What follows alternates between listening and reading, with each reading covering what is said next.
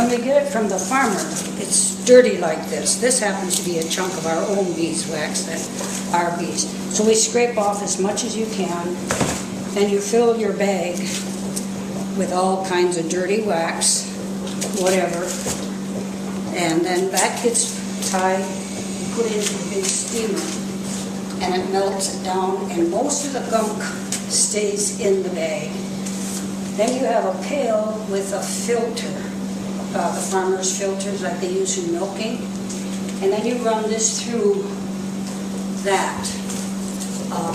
Then it's almost clean. Unless it's really bad like this, you have to maybe do it twice. But most of the wax that we get from the parishes is, I take out the dirty wick and then it melts through and cleans up. My big steamer I appreciate because when I do big jobs, like all these containers are full of bad wax. I mean, not bad wax, it's all wax that comes in, and then I try to clean it up as much as I can. And then after I'm all done with making the candles for this year, I'll start cleaning. And then I put them in bags like this, or in barrels for next year's use. So after it comes out of the steamer, I pour it into these containers, put it in the freezer, and they come out nice and clean. And that's what I use then for the next year's making candles. And so these are some of the clean ones that I've already filtered out, ready for next year's use. This is the Eucharistic candle, I call it. It's the ones we use in chapel and in the oratory. That's made with a little mold like this. You put the wick in, a little hole, that's the challenge. Get it through the hole, and then you just pour the wax in here. And after about 2 hours, that's warm or cool enough that I can slip it out. So that's the Eucharistic candle. These are the folded lights. These are made with cast iron with little wicks in there. And those are all, they're a lot of work. First of all, you get this, you have to put it together. Then you dip it in boiling water to straighten the wick. Then you dip it in wax so that it doesn't absorb the wax you want in the candle. And then finally you pour it. But it's a lot of putsy stuff. Yeah. And then the dedication candles are the ones here. These are the ones we use around chapel during Easter Vigil, and they also use them when we have our anniversary of our chapel dedication.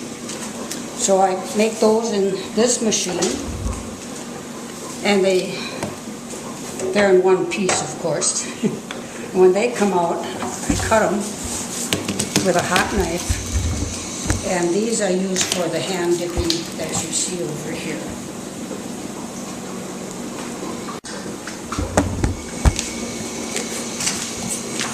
For dipping, you need to dip 3 times. One, part way up, a little farther up, and then to the top.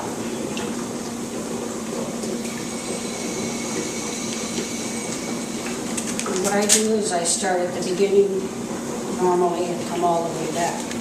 By that time, the first ones are hard, but they're full of tiny, well, not full of, but you can see tiny little pinpoints on this, so they get scraped.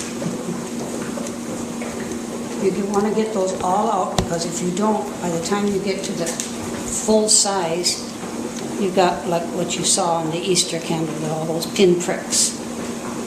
And after 2 times, you cut the bottom off again so it doesn't get.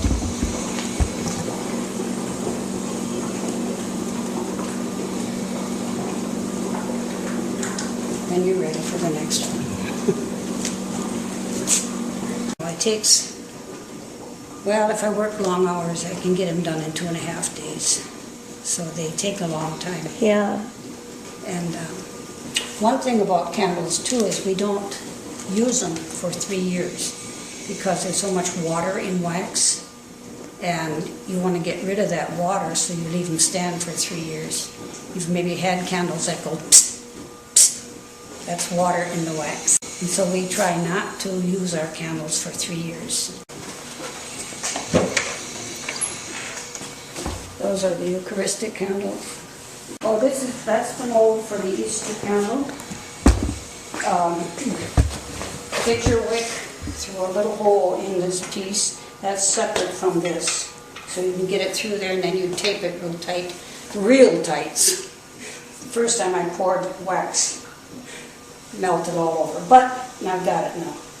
And then the wick comes up, and you basically just fill it up with wax. And then every 10 minutes or so, you take a wire and push it down to make sure the wax is way down. And a lot of times it contracts, so you have air holes. And so by putting this long wire down, you get the wax down into those air holes, and then you pour more wax in. And you sometimes get, a good gallon of wax in there after it's been poured, just by filling air holes. So there's some more. Those are all Easter candles over there among the boxes. And I have a few in the cupboard yet too, so we want to always stay 3 years in. And we supply St. Scholastica with those also. So that's pretty much it.